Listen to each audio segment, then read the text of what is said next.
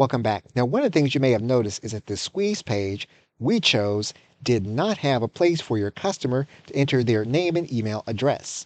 That means we're going to have to look at another template and we're going to have to take a backward step. So we've already set the automation rule, but we need to go back to the step configuration. We need to click on Change Page Template. We need to confirm the change. And there are a few ways in order to do this. We can pick a template that does have a place for your customer to enter their name and email address.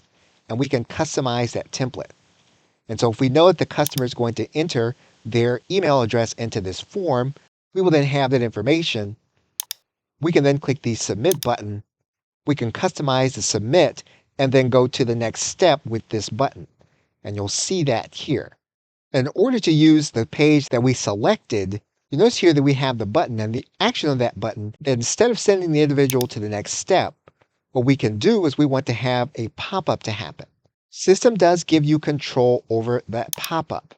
And so we can click here and we can click on Add Pop-up.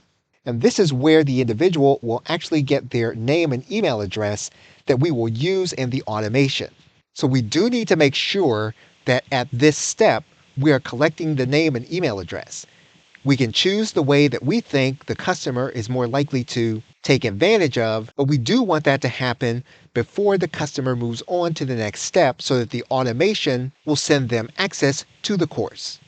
Okay, so with that, thanks, and I will see you in another video.